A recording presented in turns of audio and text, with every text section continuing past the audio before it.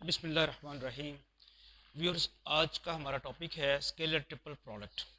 इससे पहले हम स्केलर प्रोडक्ट और वेक्टर प्रोडक्ट पढ़ चुके हैं।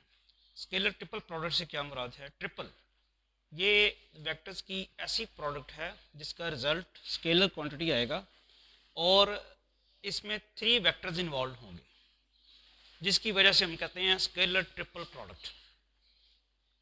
स्केलर ट्रिपल प्रोडक्ट में क्या होगा? 3 वेक्टर्स इन्वॉल्व होंगे और आंसर जो आएगा वो एक स्केलर क्वांटिटी होगा। इसको लिखते हैं यूजुअली ए क्रॉस बी डॉट सी लिख लें। अभी देखें, इसमें 3 वेक्टर्स इन्वॉल्व हैं। कौन कौन से हैं? एक ए, एक बी और एक सी। और इनका आंसर जो है वो क्या है? एक स्केलर क्वांटिटी। यानी 2 वेक्टर्स की क्रॉस प्रोडक्ट आप लेते हैं, वो एक वेक्टर बनता है, फिर उसकी डॉट प्रोडक्ट तीसरे वेक्टर के साथ लेते हैं, तो ये स्केलर क्वांटिटी बनती है। इसी तरह इसकी एक और नोटेशन भी हो सकती है। आप ए डॉट बी क्रॉस सी ले लें, ठीक है। और आपने सेकेंड ईयर के 7th चैप्टर में भी इसको पढ़ा हुआ है। तो अगर हम फ़र्ज़ करें ये कंप्यूट करते हैं B cross C, A dot B cross C, तो लेट्स सपोज के वेक्टर ए हमने ले लिया a1i plus a2j plus a3k, vector B ले लिया b1i plus b2j plus b3k, ठीक है जी। And similarly in component form we takes vector C, c1i c2j c3k, ठीक है। अब मैं ये कंप्यूट करता हूँ ज़रा, b क्रॉस सी। जी, b क्रॉस सी का फॉर्मूला क्या होना है? Determinant i j k। यहाँ b की कंपोनेंट्स आनी है b1 b2 b3, यहाँ c की कंपोनेंट्स आनी है c1 c2 और c3। क्लियर होगी बात? अच्छा, ज़रा इसको अब एक्सपेंड करते हैं तो क्या होगा? b2 c3 minus b3 c2 minus j जी yes b1 c3 minus b3 c1 and then k unit vector. इसमें क्या होगा? b1 c2 minus b2 c1। ये मैंने कंप्यूट किया है b क्रॉस सी। अब मैं चाह रहा हूँ कि इसकी डॉट प्रोडक्ट लूँ किसके साथ? ए के साथ। तो ये अब ज़रा आपने समझना है, ए डॉट बी क्रॉस सी। तो जब मैं वेक्टर ए के साथ डॉट प्रोडक्ट लूँगा तो ज़रा देखें क्या होगा। क्या ए वेक्टर ये है ना, a1i plus a2j plus a3k। तो आई की प्रोडक्ट इसके साथ आएगी, तो होगा क्या? यहाँ आ जाएगा a1 b2 c3 minus b3 c2। क्या मैं पूरा ऑपरेट करके बताऊँ? ये देखें, ये आई की प्रोडक्ट आई के साथ ही होनी है। आई डॉट आई 1 हो जाना और a1 इसके साथ मल्टीप्लाई हो जाना, फिर j डॉट j हो जाएगा, 1 हो जाएगा। तो आ जाएगा minus a2 b1 c3 minus b3 c1, फिर फाइनली k डॉट k1 और a3 आ जाएगा plus a3 b1 c2 minus b2 c1। यहाँ तक अगर कोई प्रॉब्लम किसी को है तो बताएं। बी क्रॉस सी का जो फॉर्मूला था डिटर्मिनेंट वाला, उससे मैंने उसको बी क्रॉस सी की वैल्यू फाइंड की है, डिटर्मिनेंट की एक्सपेंशन करके ये आ गया। इसकी मैंने जब ए के साथ डॉट प्रोडक्ट ली तो ये आ गया। आप मुझे सिर्फ ये बता दें इसमें और इसमें क्या डिफरेंस है?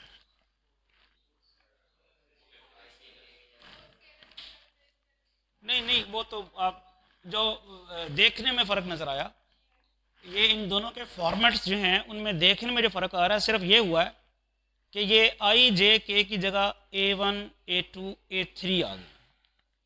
वैसे तो बड़ा फ़र्क है, ये वेक्टर है वो स्केलर है। मैं वैसे स्ट्रक्चर वाइज बता रहा हूँ आपको कि क्या फ़र्क नज़र आया आपको कि जहाँ आई यूनिट वेक्टर था वहाँ a1 आ गया, जहाँ j था वहाँ a2 आ गया और जहाँ k था वहाँ a3 आ गया। ये जो एक्सप्रेशन आया था ये कहाँ से आया था? ये डिटर्मिनेंट को एक्सपेंड करके आया था। तो अगर मैं इसको डिटर्मिनेंट की फॉर्म में लिखना चाहूँ तो लिख सकता हूँ इसको। मैं इसको अगर वापस बंद करना चाहता तो ये आना था।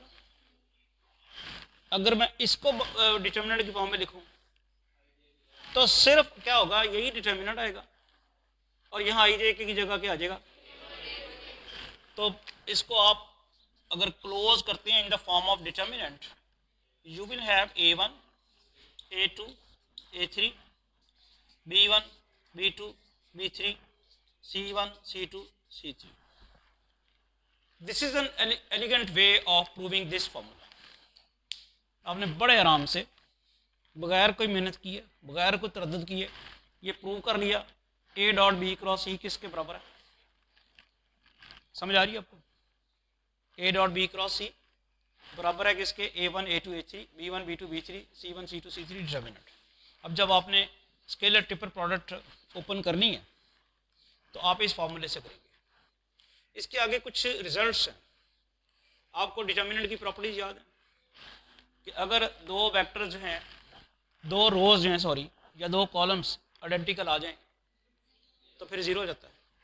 अब ये तो हो गया फॉर्मूला, यानी हमने ये प्रूव कर लिया a dot B cross c will be equal to a1 a2 a3 b1 b2 b3 c1 c2 c3 in the form of determinant. Next देखते हैं जो रिजल्ट्स हैं। If two vectors are equal, that is हम suppose करते हैं कि vector a बराबर है किसके, b के। देन देखते हैं कि इनकी स्केलर ट्रिपल प्रोडक्ट क्या होगी। स्केलर ट्रिपल प्रोडक्ट जी, देन a डॉट b की जगह a आ जाएगा क्रॉस c। जी बताएं डिटर्मिनेंट में क्या लिखना है। पहले इस वेक्टर की कंपोनेंट लिखनी है जो कि a1 a2 और a3 आनी है। फिर इस वेक्टर की कंपोनेंट वो भी a1 a2 और a3। फिर इस वेक्टर की कंपोनेंट c1 c2 c3 और डिटर्मिनेंट की टू रोज इक्वल आ गई हैं। जैसा इसका आंसर क्या होगा, तो हमने कंक्लूड क्या किया, whenever two vectors are equal then their scalar triple product will be equal to 0। या यूं कह दें scalar triple product will be equal to 0 if any two vectors of them are equal।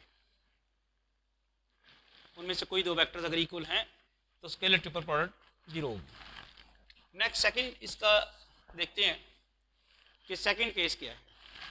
Second में ये है, if two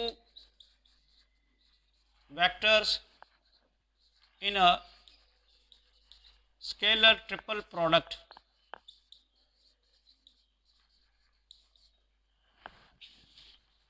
are parallel, that is हम suppose कर लेते हैं vector a is equal to TB या KB। देन क्या होगा फिर बताएं जरा। Then A dot B cross C, ये बताएंगे क्या है।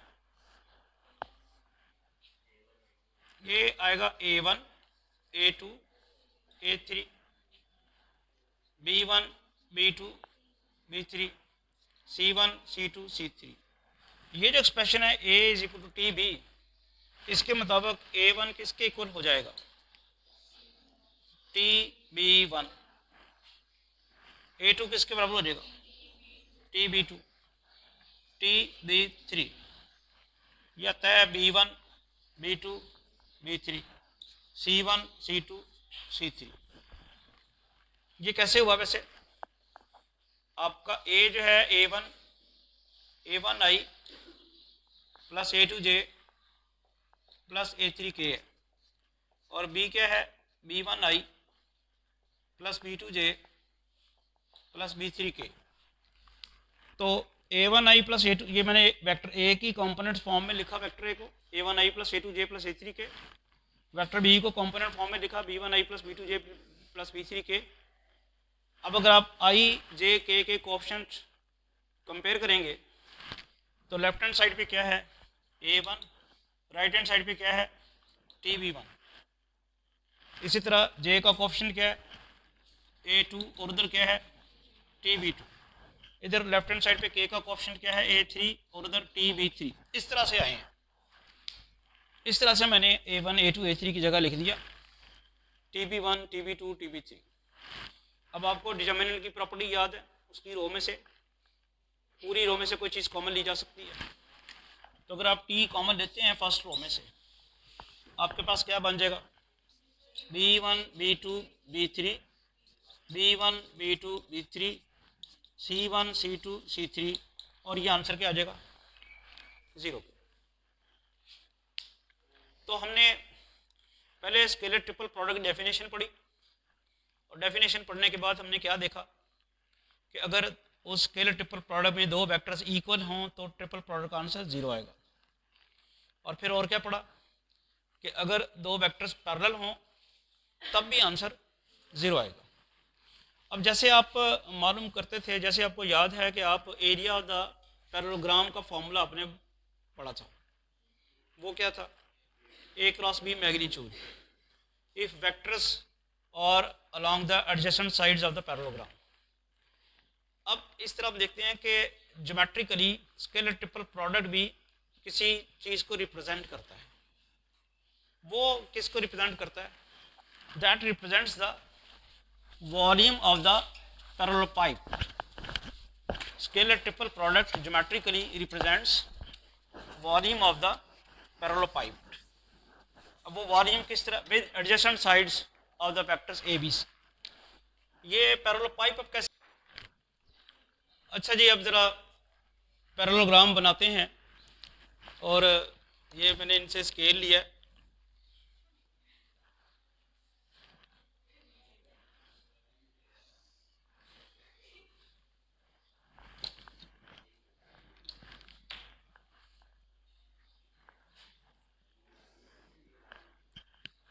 ठीक है जी, फिर आप आके बना लो।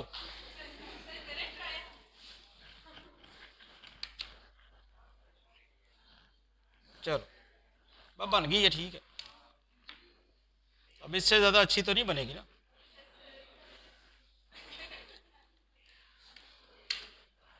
इसी तरह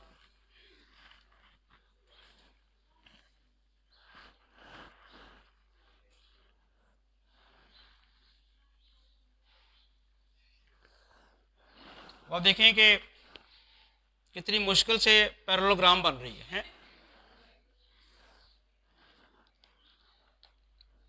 ये हम बेसिकली बना रहे हैं पैरेलल पाइप। तो पैरेलल पाइप बनाने के लिए आपको मैंने बता रहा हूँ आपको कि आपने दो पैरेललोग्राम्स बनाने, ठीक है। अब पैरेललोग्राम्स को आप क्या करेंगे, ये इन एजेस को आप ज्वाइन करेंगे, ये बना है पैरेलल पाइप, ठीक है। ये क्यूबॉइड जो सीधा बनाते हैं ना, आप तो पैरेलल पाइप को अपने पैरेललोग्राम से बनाना था। इस पैरेलल पाइप का वॉल्यूम अगर निकालना हो तो कैसे निकालते हैं? इसका बेस एरिया जो कि पैरेललोग्राम का एरिया होगा। अब जो इसके एडजेसेंट एजेस हैं वो ये हैं, एक वेक्टर इसके लॉन्ग लगा हुआ है ए, एक वेक्टर इसके लॉन्ग लगा हुआ है बी और एक वेक्टर इसके लॉन्ग लगा हुआ है सी। तो जो इसकी बेस है पैरेलल पाइप की, इस बेस, ये जो बेस है ये तो पैरेललोग्राम है ना, और पैरेललोग्राम के एरिया में ए क्रॉस बी आएगा, ठीक है। पैरेललोग्राम का जब एरिया लेंगे तो ए क्रॉस बी आएगा और फिर सी भी लेके आना है। तो ये वो हाइट, इसको बाकायदा इसको प्रूव भी करते हैं कि इस पैरेलल पाइप का जो वॉल्यूम है वो आएगा A dot B cross C या A cross B dot C, scalar triple product, इसका वॉल्यूम आएगा। अब यहाँ पे जो लिखना है कि geometrical significance of scalar triple product, या आप ये लिखें scalar triple product geometrically represents the volume of a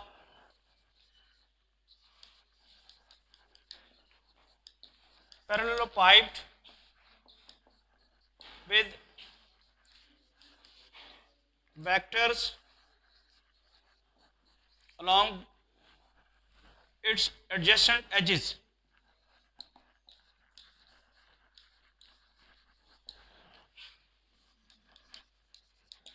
ठीक है जी। अब मुझे ये बताएं कि अगर जो हमने रिजल्ट पढ़ा स्केलर ट्रिपल प्रोडक्ट जीरो हो जाती है अगर दो वेक्टर्स इक्वल हो जाएं या दो वेक्टर्स पैरेलल हो जाएं, वो कैसे होती है? वो तो आपने स्केलर ट्रिपल प्रोडक्ट के फार्मूले से पढ़ा ना। अभी यहाँ भी देखते हैं कि फिजिकली ये जो हमने कह दिया है कि ज्योमेट्रिकली ये रिप्रेजेंट कर रहा है volume of the parallel pipe, क्या इसको भी वो रिजल्ट सेटिस्फाई करता है? क्या यहाँ भी अगर दो वेक्टर्स पैरेलल हो जाएं या इक्वल हो जाएं तो वॉल्यूम ज़ीरो आता है?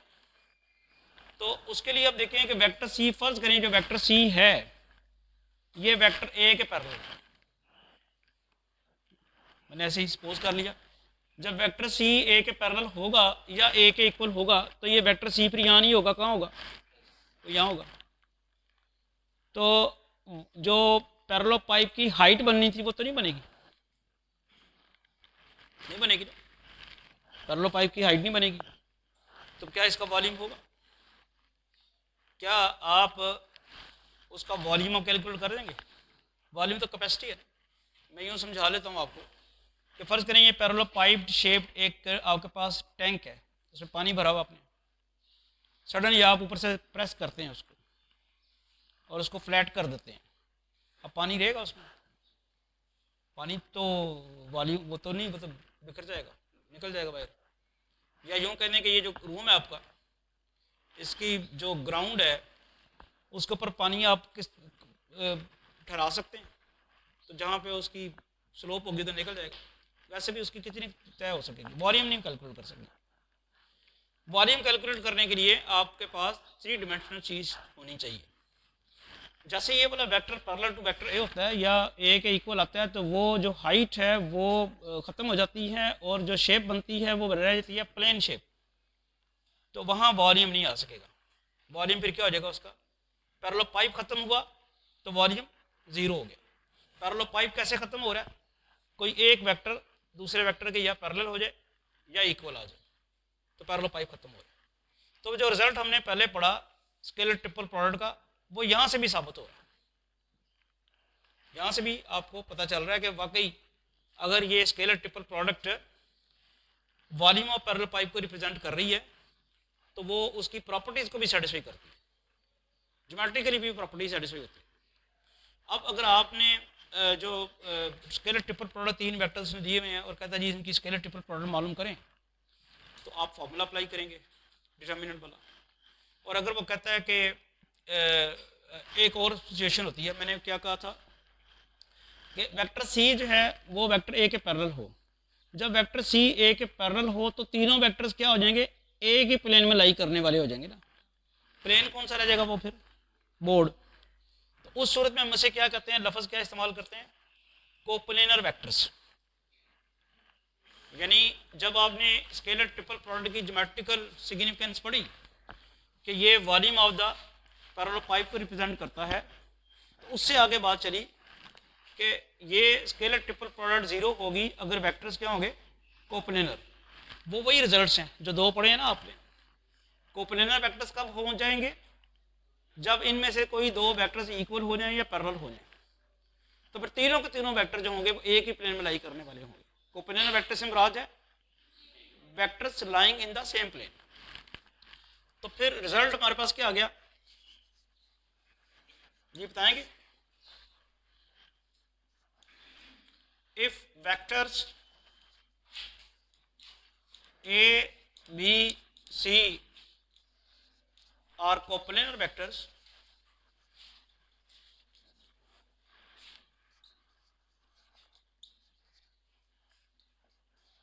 then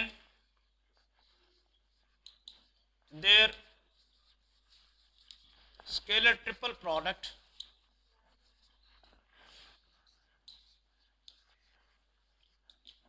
is 0। अब इस रिजल्ट का क्या फ़ायदा होगा कि अगर हमने ये साबित करना हुआ कि ये वेक्टर्स कोप्लेनर हैं, तो हम सिर्फ उनकी स्केलर ट्रिपल प्रोडक्ट कैलकुलेट करेंगे, और अगर वो 0 आ गई तो हम कहेंगे कि वेक्टर्स कोप्लेनर है। अभी तक जो हमने पढ़ा है इस सिलसिले में आपने कोई क्वेश्चन करना हो, क्या पढ़ा है? स्केलर ट्रिपल प्रोडक्ट की डेफिनेशन, और उस डेफिनेशन को यूज़ करते हुए एक फार्मूला स्टैब्लिश किया इन द फॉर्म ऑफ डिटर्मिनेंट। फिर उसमें दो रिजल्ट्स आए कि अगर उनमें से कोई दो वेक्टर्स पैरेलल या इक्वल हों तो स्केलर ट्रिपल प्रोडक्ट 0 होगी। फिर हमने ज्योमेट्रिकली इसको देखा कि geometrically scalar triple product volume of the parallel pipe को रिप्रेजेंट करती है। और फिर हमने देखा कि अगर उनमें से दो वेक्टर्स इक्वल या पैरेलल हों तो फिर तीनों वेक्टर्स कोप्लेनर हो जाते हैं, और फिर ना वॉल्यूम ना पैरेलल पाइप बनता है, ना उसका वॉल्यूम निकलता है, उसका वॉल्यूम 0 हो जाता है। अब देखते हैं कोई क्वेश्चन। हाँ जी, टाइम खत्म हो गया, चलें वाइंड अप करते हैं। Thank you.